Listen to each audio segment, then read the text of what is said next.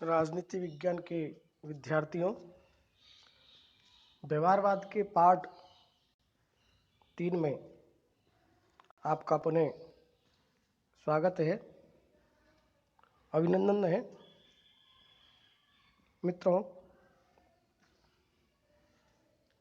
पिछली दोनों वीडियो हमने व्यवहारवाद के संबंध में बताई आपको कि राजनीति विज्ञान के अंतर्गत व्यवहारवाद का उदय परंपरावाद के विरोध में एक व्यापक क्रांति के रूप में उभर कर सामने आया। विद्यार्थियों, जैसा कि पूर्व में बताया, मूल्य जो कि आदर्श नीतियों और कल्पना पर जोर देता है, जो एक दर्शन की परिकल्पना करता है, शास्त्र की परिकल्पना करता है, और इसीलिए ही द्वितीय महायुद्ध से पूर्व व्यवहारवाद के जन्म लेने से पूर्व जो हमारा विषय है, वो विषय शास्त्र के रूप में जाना जाता था, न कि विज्ञान। चूंकि शास्त्र दर्शन के साथ जुड़ा हुआ है, जिसमें तथ्यात्मकता पर जोर नहीं दिया जाता,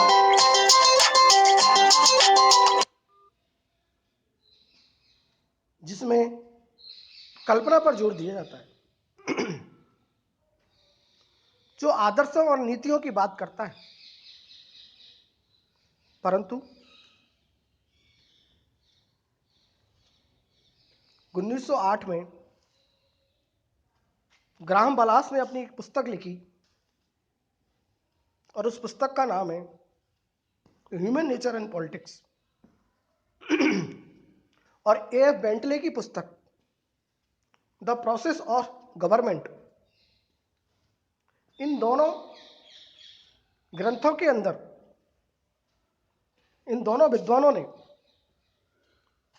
व्यवहारवाद को पोषित किया। व्यवहारवाद एक वैज्ञानिक संकल्पना है, तथ्यों पर जोर देने वाली संकल्पना है और मूल्य निरपेक्षवादी दृष्टिकोण है। चूंकि जितनी भी वैज्ञानिकता के चरण हैं जो विज्ञान को आगे बढ़ाते हैं, जो राजनीति शास्त्र को राजनीति विज्ञान की ओर ले चलते हैं, उसी संदर्भ में नियमितता, क्रमबद्धता, सत्यापन, परिमापन, विशुद्ध विज्ञान और समग्रता, इन विशेषताओं से युक्त जो हमारा राजनीति विज्ञान है, जो कि सभी विषयों, चाहे वो मनोविज्ञान हो, चाहे वो दर्शन शास्त्र हो, चाहे वो इतिहास हो, चाहे वो भूगोल हो, इन सभी सोशल साइंस की इकाइयों जब एक दूसरे में समाहित हो जाती है, एक दूसरे पर अंतर्निर्भर हो जाती है, एक दूसरे विषय आंतरिक रूप से संबंधित हो जाते हैं, सभी विषयों का एकीकरण हो जाता है, अर्थात जब राजनीति विज्ञान में समग्रता आ जाती है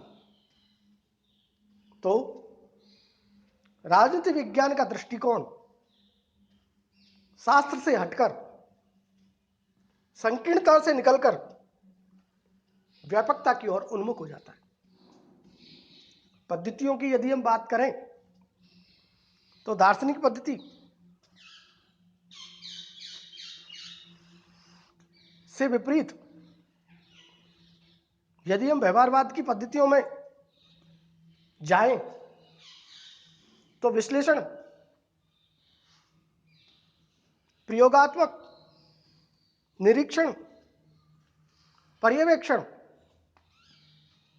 जितनी भी प्रयोग पर आधारित, प्रत्यक्ष पर आधारित ये विधियां हैं, व्यवहारवाद के अंतर्गत ही प्रयोग की जाती है। विद्यार्थियों, व्यवहारवाद के संबंध में जो इसका अध्ययन क्षेत्र है, उस अध्ययन क्षेत्र के लिए मुख्य रूप से संरचना से आगे निकलकर प्रक्रियात्मक में जोर दिया जाता है। इसलिए राजनीति विज्ञान दर्शन शास्त्र से आगे बढ़कर विज्ञान की ओर उन्मुख हो गया है। मित्रों, व्यवहारवाद की उत्पत्ति और विकास के संबंध में चर्चा के बाद, व्यवहारवाद की स्थिति के बाद यदि हम देखें तो ये पूरा जो भी दृष्टिकोण है, वो दृष्टिकोण केवल मात्र तथ्यात्मक की ओर बना रहता है। मूल्यों का इसमें कोई स्थान नहीं है। दर्शन और विचार जो कि एक सामाजिक सरोकार के लिए, सामाजिक समस्याओं का हल करने के लिए होनी चाहिए, उसका इस व्यवहारवाद में कोई स्थान नहीं है। और इसी कारण व्यवहारवाद में ये कमियां रह गई और इन कमियों को दूर करने के लिए ही राजनीति विज्ञान में, राजनीति विज्ञान के अंतर्गत उत्तर व्यवहारवाद का उदय होता है। मित्रों, जो परंपरागत दृष्टिकोण है, संकल्पना है, अवधारणा है, कंसेप्ट है, वो मात्र मूल्यों को जोड़ देती है, मूल्यों को स्थान देती है। इसके विपरीत व्यवहारवादी जो दृष्टिकोण है, वो मूल्यों को अलग निकालकर केवल तथ्यों पर जोर देती है, आंकड़ों पर जोर देती है, प्रत्यक्ष पर जोर देती है, क्या है पर जोर देती है। जबकि परंपरावादी दृष्टिकोण कल्पना पर जोर देती है, मूल्यों पर जोर देती है, क्या होना चाहिए पर जोर देती है। अर्थात क्या है के स्थान पर क्या होना चाहिए, चाहिए जो शब्द है, यही परंपरागत दृष्टिकोण है। विपरीत क्या है, क्या दिखाई दे रहा है, आंखों से क्या दिखाई दे रहा है, यह व्यवहारवादी दृष्टिकोण है, जो कि वैज्ञानिक दृष्टिकोण के समक्ष उपस्थित रहकर अपनी विवेचना को आगे बढ़ाता है। परंतु जब इस दृष्टिकोण में कमी रह गई, जनता की समस्याओं का हल नहीं हुआ, प्रयोगशाला में बनकर सिमट कर रह गया, तो एक ऐसे दृष्टिकोण की आवश्यकता महसूस की जाने लगी जो कि पूर्ण रूपेण दोनों बातों को साथ में लेकर चले। अर्थात तथ्य और मूल्य, इन दोनों चीजों की चर्चा करने वाला दृष्टिकोण उत्तर व्यवहारवादी दृष्टिकोण कहलाता है। और इस उत्तर व्यवहारवाद के दो नारे हैं, कर्म और प्रासंगिकता।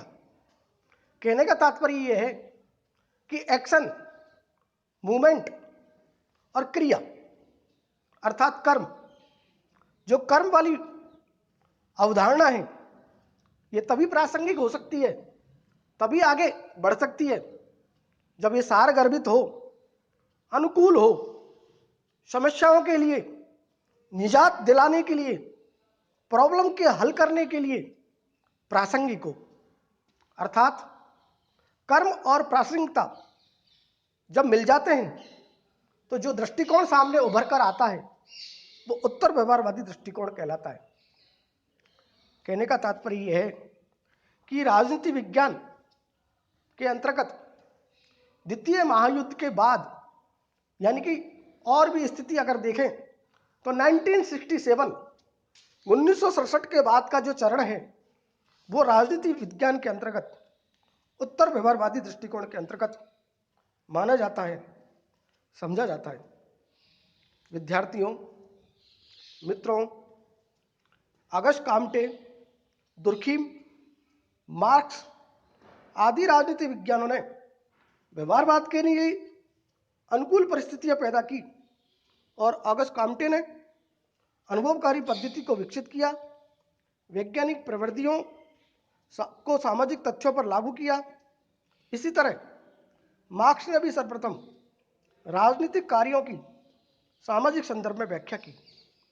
दुर्खीम विद्वान ने राजनीतिक व्यवस्थाओं के संरचनात्मक क्रियात्मक दृष्टिकोण की व्याख्या की। मित्रों, विद्यार्थियों, जैसा कि विदित है, संरचनात्मक जो दृष्टिकोण है वो दृष्टिकोण केवल मात्र परंपरावादी दृष्टिकोण के अंतर्गत ही माना जाता है, और जहां संरचना के साथ साथ प्रक्रियात्मक दृष्टिकोण दिखाई देता है वो दृष्टिकोण वैज्ञानिक दृष्टिकोण अर्थात व्यवहारवादी दृष्टिकोण के अंतर्गत माना जाता है। जहां पर एक्शन है, मूवमेंट है, गति है, क्रिया है, प्रक्रिया है, इन चीजों से मिलकर व्यवहारवादी दृष्टिकोण अपनी व्याख्या को आगे बढ़ाता है।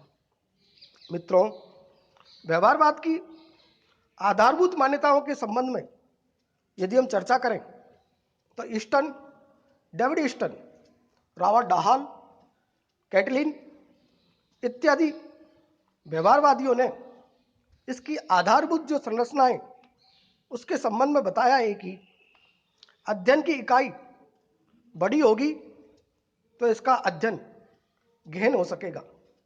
इसलिए आवश्यक है कि उपयोगी निष्कर्ष के लिए अध्ययन की इकाई छोटी होनी चाहिए। मित्रों, और अध्ययन में वैज्ञानिक विधि का प्रयोग किया जाना चाहिए। व्यवहारवादियों का मानना है कि वैज्ञानिक विधि के द्वारा ही ज्ञान को स्थायी और सार्वदेशिक बनाया जा सकता है। इसके द्वारा ही ज्ञान गहरा, सत्य और निष्पक्ष बनकर विश्वसनीय बनता है। इसलिए हमें निरीक्षण, अनुभव और प्रयोग पर आधारित वैज्ञानिक विधि के द्वारा ही अध्ययन किया जाना चाहिए। विद्यार्थियों, इसके अलावा पूर्व में भी मैंने चर्चा की कि अंतर अनुशासनात्मक, अंतर विषयक जो दृष्टिकोण है, जो समग्रता को लेकर चलता है, जो कि एकीकरण को लेकर चलता है, उसके संबंध में व्यवहारवादियों का मानना है कि ज्ञान की समग्रता तथा सच्चाई का परीक्षण उसका ज्ञान का अन्य पहलुओं के साथ संबंध स्थापित करके ही किया जा सकता है। राजनीति शास्त्र के निष्कर्ष तभी उपयोगी होंगे यदि उनका अन्य समाज विज्ञानों, जैसा कि पूर्व में भी बताया, अर्थशास्त्र, मनोविज्ञान, समाजशास्त्र, भूगोल आदि से संबंध होगा। इस प्रकार व्यवहारवादी एक अंतर अनुशासनात्मक दृष्टिकोण पर जोर देते हैं। मित्रों, राजनीति शास्त्र को एक स्वतंत्र विज्ञान बनाया जा सकता है। व्यवहारवादियों का यह भी मानना है कि अनुभव के द्वारा, निरीक्षण के द्वारा, प्रयोग के द्वारा, संदर्भ आदि के द्वारा राजनीति शास्त्र को एक स्वतंत्र विषय बनाया जा सकता है और इस प्रकार अंतर अनुशासनात्मक विषय के साथ साथ राजनीति शास्त्र एक स्वतंत्र अनुशासन का विषय भी हो सकता है। मित्रों, इसलिए ही आज का जो विषय है वो राजनीति शास्त्र ना होकर राजनीति विज्ञान की श्रेणी के अंतर्गत ही माना जाता है। मित्रों, इसके अलावा जितने भी व्यवहारवाद के कंसेप्ट, संकल्पना, अवधारणा है, इसको पूर्ण करते हुए आपका व्यवहारवाद का जो टॉपिक है वो यहीं समाप्त होता है। तब तक के लिए धन्यवाद।